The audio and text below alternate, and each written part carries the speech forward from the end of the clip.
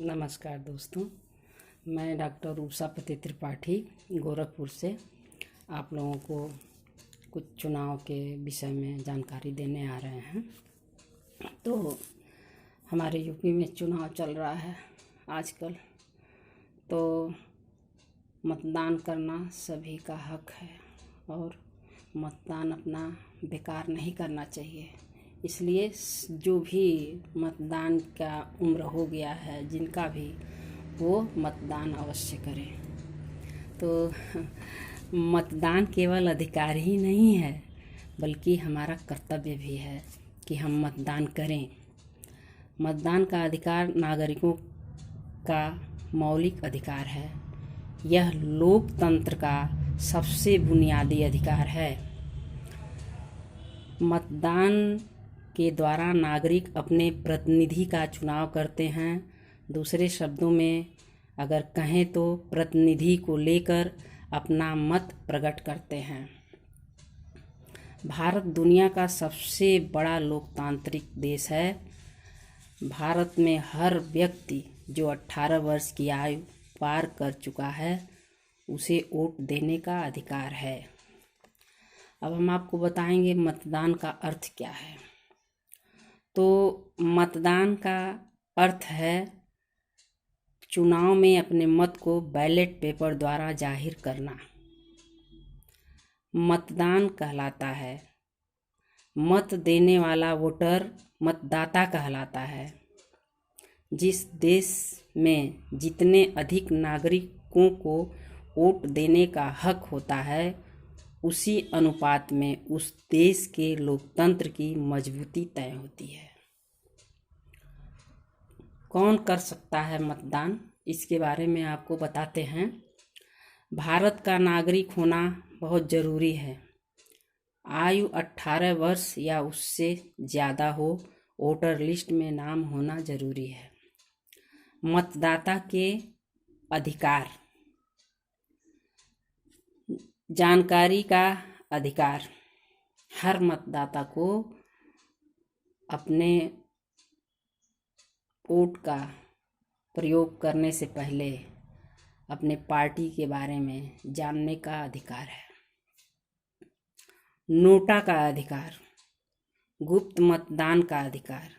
गैर निवासी भारतीय को मतदान का अधिकार।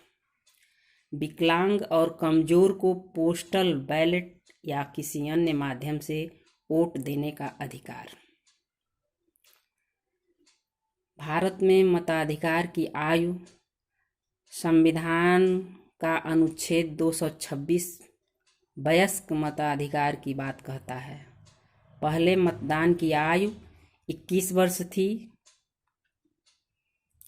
साल 1988 में संविधान के 61वें संशोधन के साथ अनुच्छेद 326 में संशोधन किया गया।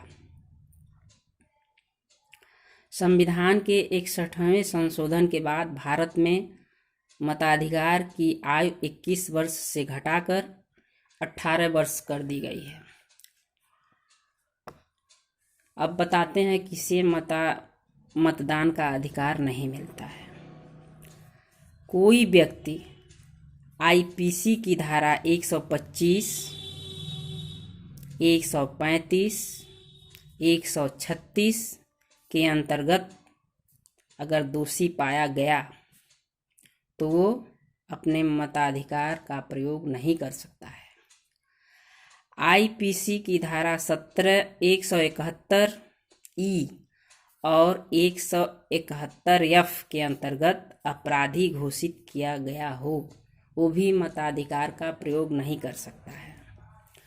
अगर एक व्यक्ति एक जगह से ज़्यादा जगह निर्वाचन क्षेत्र मतदान करता है, तो ऐसे व्यक्ति द्वारा दिया मतदान रद्द कर दिया जाता है। कैदियों को मतदान करने की अनुमति नहीं है। जो लोग कैदी हैं, किसी जुर्म में जेल में बंद हैं, वो लोग मतदान नहीं कर सकते हैं। आजकल तो हमारी आधी आबादी बहुत समझदार हो गई है। ये साइलेंट वोटर मानी जाती है। अक्सर महिलाएं किसी को नहीं बताती हैं कि हम किसको वोट देंगे, अपने घर पे भी नहीं बताती हैं। तो महिलाओं की संख्या जो है बहुत ज़्यादा है, इसीलिए इनको आबादी आधी आबादी कहा जाता है। और ये साइलेंट वोटर हैं, ये बताती नहीं हैं। तो इसलिए जो है अपने मत का प्रयोग सभी लोग करें और ऐसे नेता को वोट दें जो आपका, आपके देश का, आपके प्रदेश का उज्जवल भविष्य करे। जैसे हमारे जोगी जी हैं, इन्होंने सब कुछ लगा दिया यूपी के विकास में और आगे भी लगाएंगे। जहाँ तक हम तो मतदान करेंगे तो जोगी जी को ही वोट देंगे। आप अपना जानिए किसको देंगे, लेकिन अच्छे लोगों को दीजिए जो देश के लिए कुछ करें, प्रदेश के लिए कुछ करें। और ज़्यादा हम नहीं कुछ कह सकते, तो अपने मत का प्रयोग ज़रूर करिए। और ऐसे लोगों, ऐसे व्यक्ति को करिए, ऐसे नेता को करिए, हमारे मुख्यमंत्री को करिए जिसका काम शुरू है, जो आधा अधूरा काम रुकने ना पाए। क्योंकि जितना काम प्रगति से हो रहा है, अगर उनको चुनाव में वोट नहीं आप लोग देंगे तो सारे काम अधूरे रुक जाएंगे, वो काम कभी नहीं होंगे, इतना मेरा विश्वास है। और यूपी के लिए योगी और पूरे भारत के लिए मोदी, इनसे बेस्ट कोई नहीं है, जहाँ तक मेरा मानना है। अब आप अपने मत का प्रयोग आप अपने हिसाब से करेंगे। जय हिंद, जय भारत।